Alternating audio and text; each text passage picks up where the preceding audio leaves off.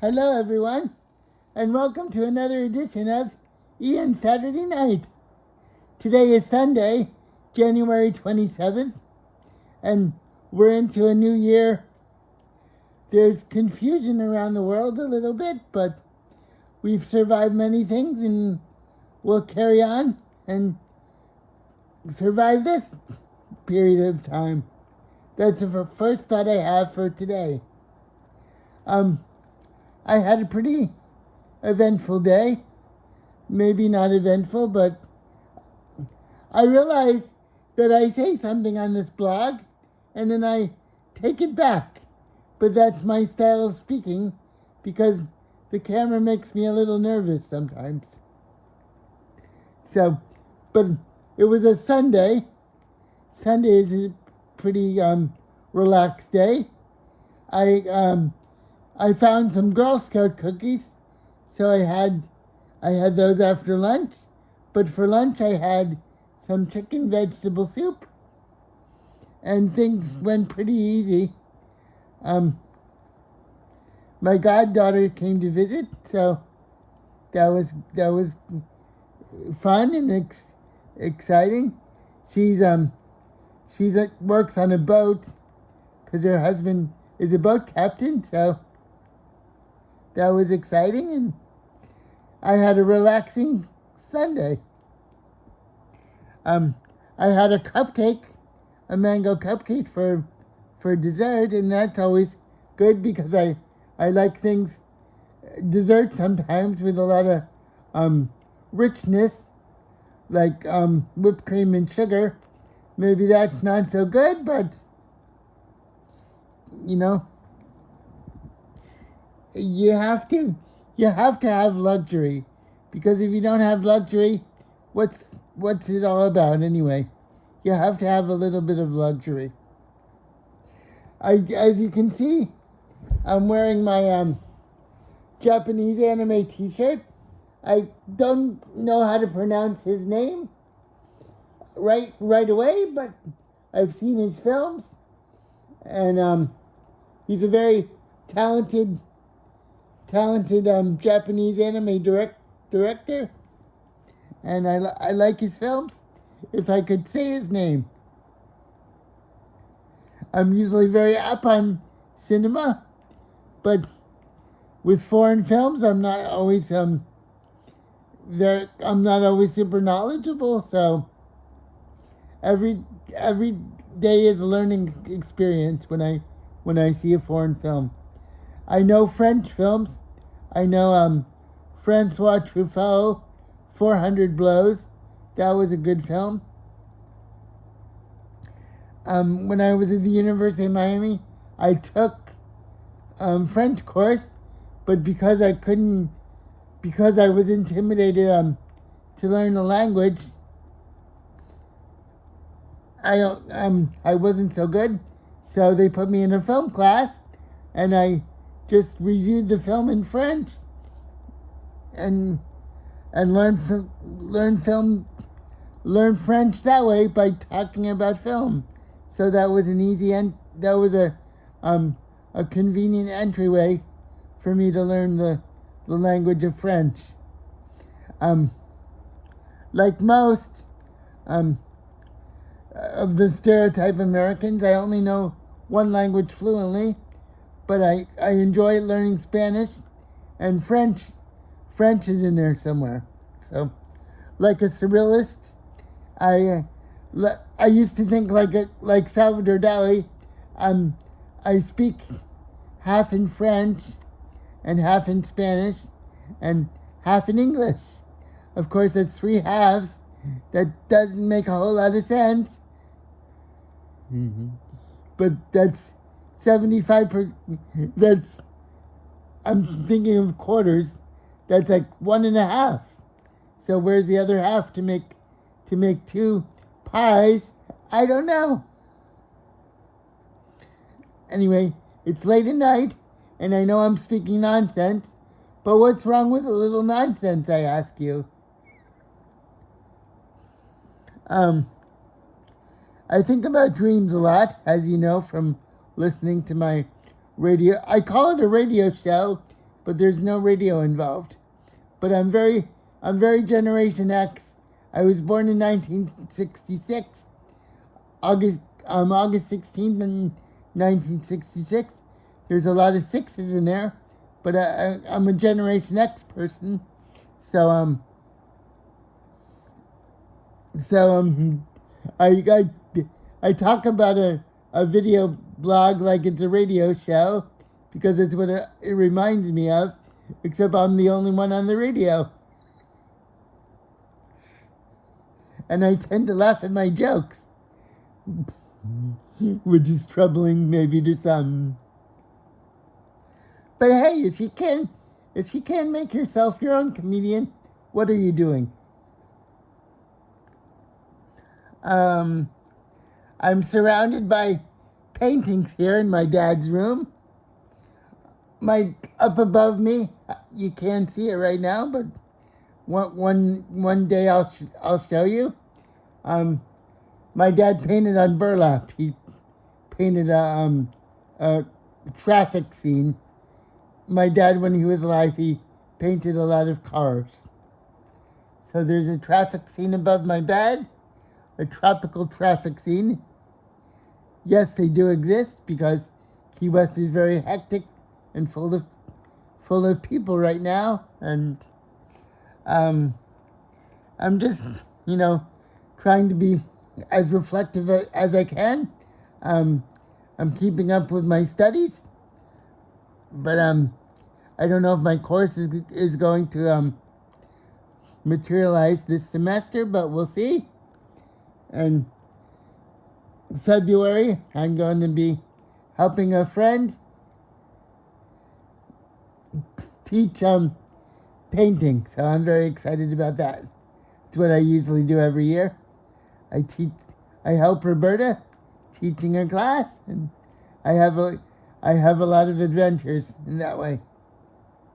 It's always good to use my hand and to use my brain. Very important. I'm trying to read more. I'm reading Dracula, and I noticed that Dracula is very Kafka-esque because the main character in Dracula, he's a real estate he's a real estate administrator of sorts, and he's bringing a contract to Dracula, but he realizes that Dracula has a hold over him and he can't escape, at least in the version of Dracula that I'm reading from a Dutch translation. It's called something like The Edge of Darkness, and it's a Dutch translation, and it's very entertaining, but it's very much like Kafka, because he can't escape from the castle, and he's having hallucinations and fevers and everything else. So it's entertaining, and it's like Franz Kafka without being Kafka, which I find very interesting. I think all the seeds of Kafka were in the universe, always, always, always, and people picked it up from time to time and did their own thing with it, and then Kafka came along, and he did his own thing with it. So what I'm trying to say is existentialism, that's what I call it, existentialism was always there. Oscar Wilde was also a very powerful figure in literature.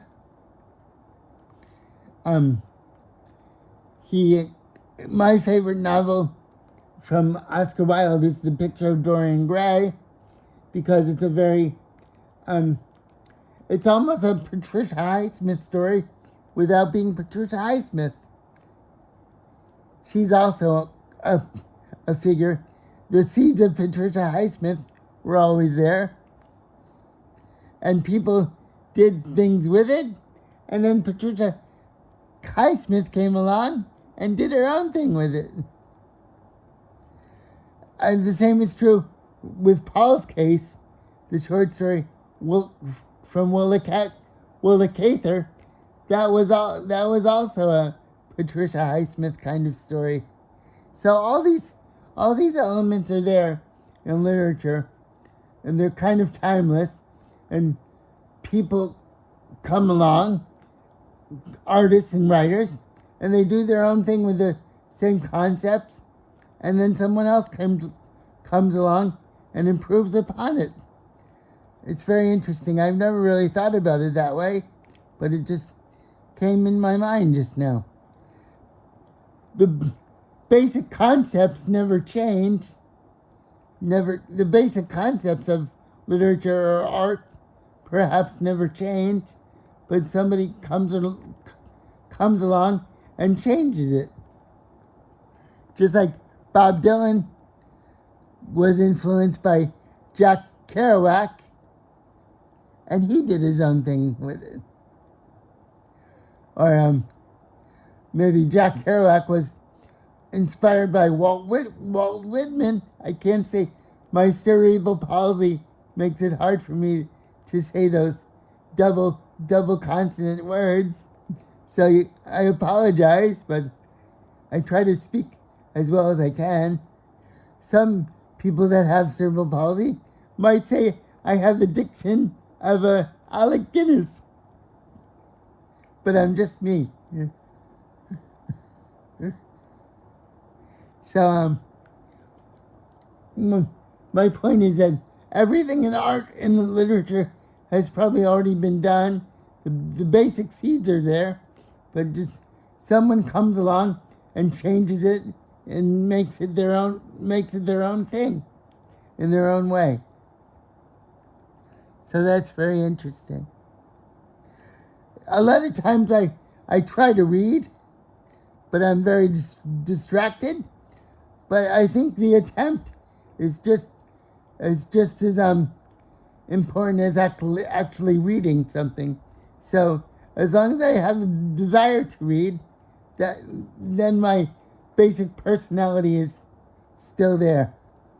I still enjoy reading. I enjoy seeing the printed word on the page, even though cyberspace, like a multicolored firefly or a mosquito, invades upon my consciousness. It's very quiet now. We've had several cold fronts, which is a little off-putting for my comfort zone, but I'm very used to it now, and it is winter time in Key West. A lot of people think we don't have seasons, but we do very much. And it does get cold. Not as cold as Buffalo, New York, per se, or Philadelphia, Pennsylvania, but we do get the breeze off the water, and it does get chilly. The coldest I remembered here, you're probably gonna laugh. You would laugh right now, but the coldest I remember is 49, which isn't so bad when it comes to the rest of civilization or the mainland. So, living in Key West, you're kind of in a bubble here. It's kind of a tropical satellite, but I've been here for 50 years, and it's taught me a lot. You have to do with the most with what you got in Key West, because you're out in nature, and it forces you to use your imagination. You don't have a lot of the distraction of this city, from my point of view. But Key West does have its charms. The locals are caring, and they have empathy, and we all look out for one another. Because it is a small town. It's a little gentrified compared to when I got here in the 70s, because I'm now 58 years old. So I've been here for 50 years. I got here when I was about 7 or 8. So I've seen a lot of changes, but it's still Key West.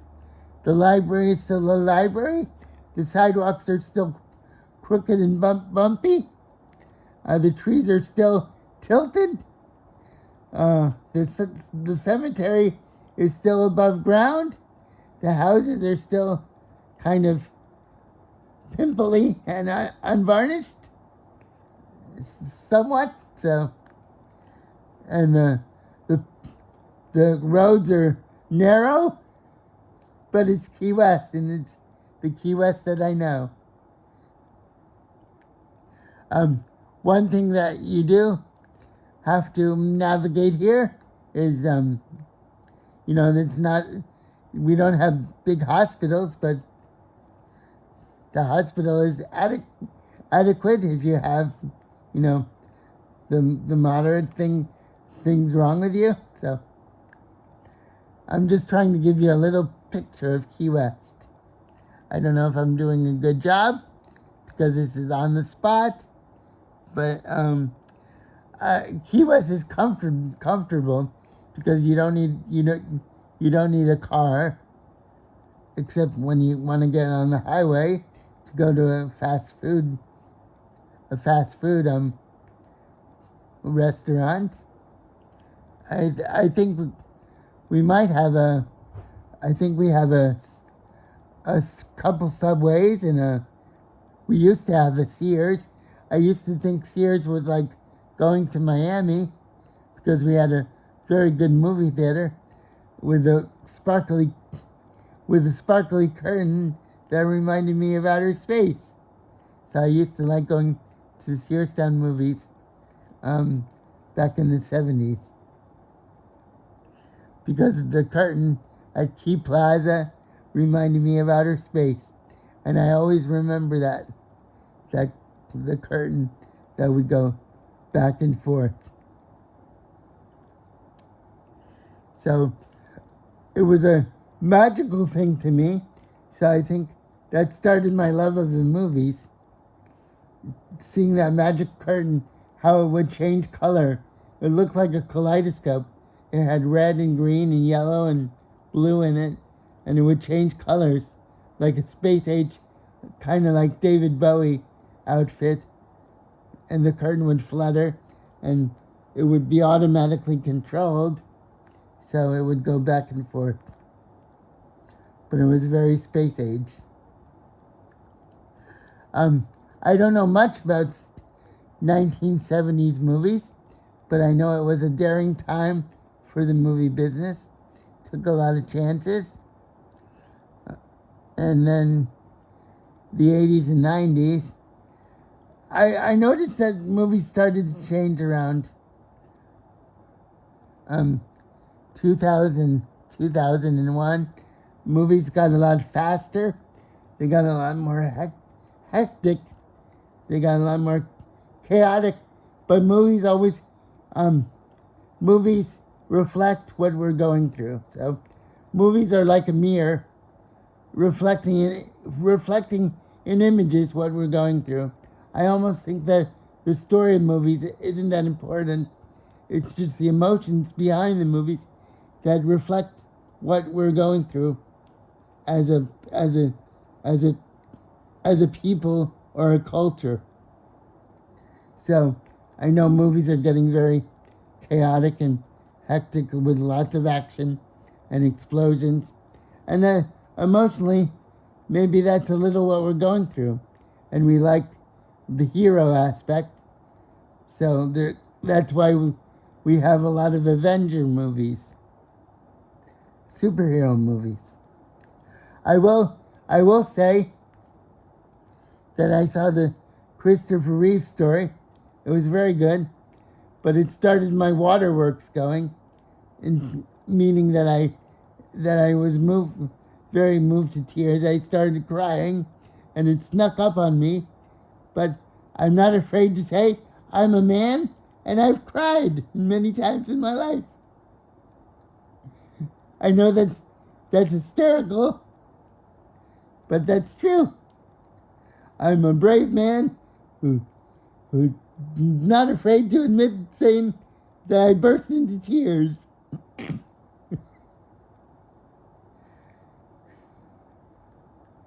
So, I think this is my 42nd show, but I can't count because it was a disaster for me to count when I was in grade school. So, but I think it's my 42nd show. So, it's been a pleasure. Okay, everybody, this has been Ian Saturday Night, and I'll see you next week. Cheers, everybody.